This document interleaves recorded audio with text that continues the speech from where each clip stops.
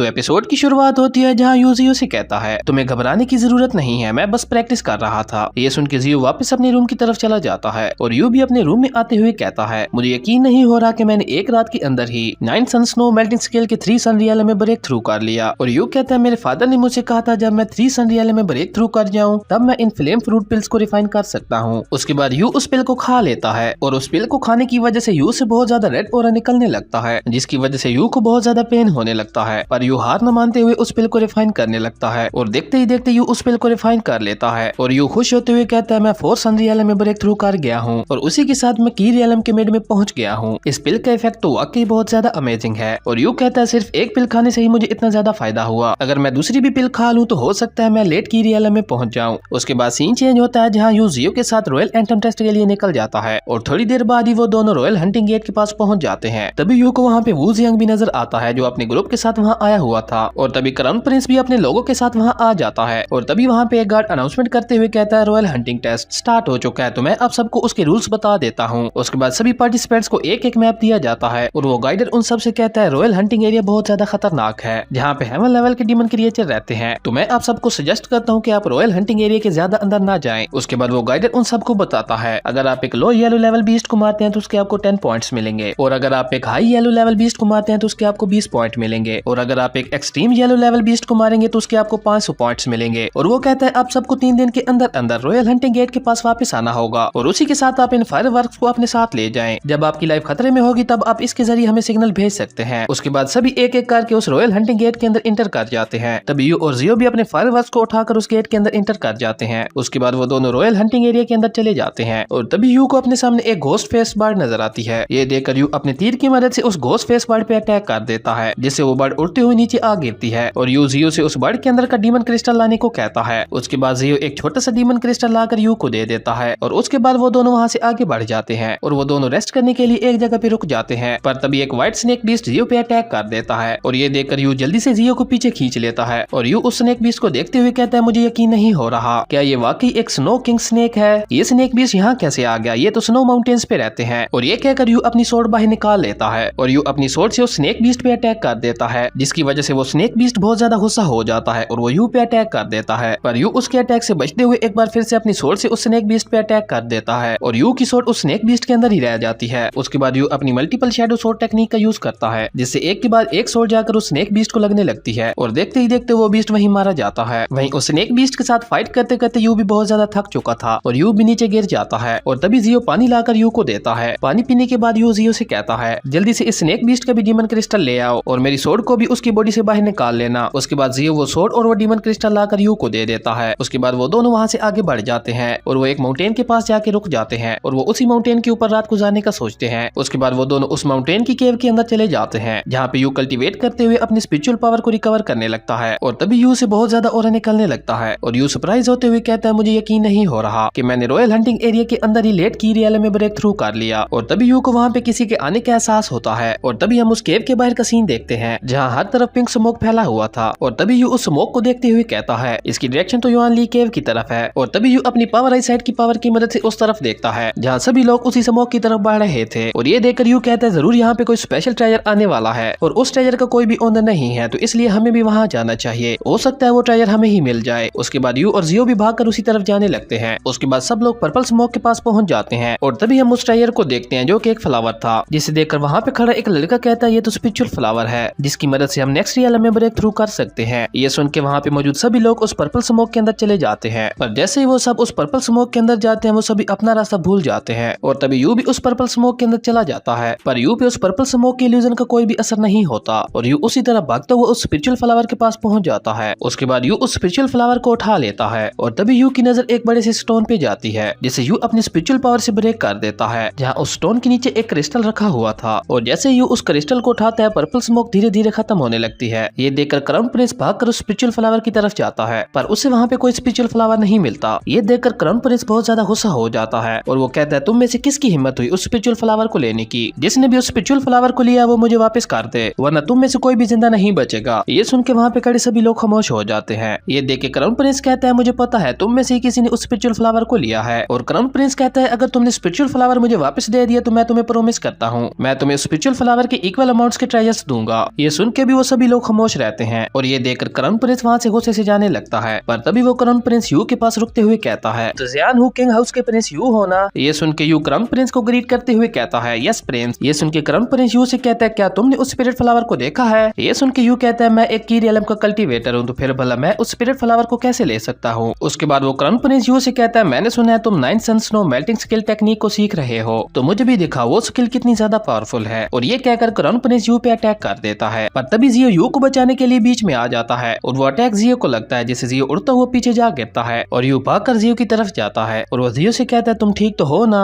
पर तभी जियो बेहोश हो जाता है। ये देखकर यू जियो को वहाँ से उठाकर जाने लगता है। उसके बाद सीन चेंज होता है, जहाँ यू जियो को लेकर युआन ली केव के पास पहुंच जाता है। उसके बाद यू जियो को उस केव के अंदर एक बड़े से स्टोन पे लिटा देता है और यू जियो से कहता है, तुम फिक्र मत करो, मैं तुम्हें बिल्कुल ठीक कर दूंगा। और ये कहकर यू उस स्पिरिट फ्लावर को बाहर निकाल लेता है। उसके बाद यू उस स्पिरिट फ्लावर को बीच में से आधा काट देता है और यू उस आधे फ्लावर को जियो की बॉडी के अंदर ट्रांसफर कर देता है और तभी जियो की सभी हड्डियां वापस से जुड़ने लगती हैं। उसके बाद जियो बिल्कुल ठीक हो जाता है। पर जियो को ठीक करने में यू की स्पिरिचुअल पावर बिल्कुल खत्म हो गई थी और वो बहुत ज्यादा थक जाता है। ये देखकर यू भी उस स्पिरिट फ्लावर के एक पार्ट को खा लेता है और उसके बाद यू उसको रिफाइन करने लगता है। पर तभी यू से बहुत ज्यादा ऑरा निकलने लगता है और यू अपनी आंखें खोलते हुए कहता है, मैंने ये नहीं सोचा था कि मैं इस फ्लावर की सिर्फ एक पार्ट से ही ब्रेक थ्रू कर जाऊंगा। उसके बाद यू एक बार फिर से कल्टीवेट करने लगता है और तभी हम जियो को देखते हैं जो अपनी आंखें खोल लेता है और जियो यू को नीचे बैठा देकर उठने लगता है। ये देखकर यू जियो से कहता है, अभी तुम लेटे रहो, अभी तक तुम्हारी इंजरीज ठीक नहीं हुई। और तभी जियो कहता है, क्या मैं अभी तक जिंदा हूँ? मैं मरा कैसे नहीं प्रिंस, क्या आपने मुझे बचाया? ये सुन के यू जियो से कहता है, ना तुम सिर्फ जिंदा हो बल्कि अब तुम एक कल्टीवेटर भी बन गए हो और फ्यूचर में तुम एक बहुत ज्यादा पावरफुल कल्टीवेटर बनोगे। ये सुन के जियो बहुत ज्यादा शौक हो जाता है और वो यू से कहता है और वो यू के आगे झुक जाता है। उसके बाद यू उस केव से बाहर आ जाता है। पर तभी यू को एहसास होता है कि कोई उस पे नजर रखे हुए है और ये और कोई नहीं, क्राउन प्रिंस के साथ वाला ओल्ड मैन जिसका नाम वही था, वो यू पे नजर रखे हुए था। वहीं यू को भी ये बात पता चल जाती है। उसके बाद सीन चेंज होता है, जहाँ क्राउन प्रिंस के लोगों ने एक टाइगर बीस्ट को घेरा हुआ था और तभी क्राउन प्रिंस के साथ वाली लड़की जिसका नाम रोज था,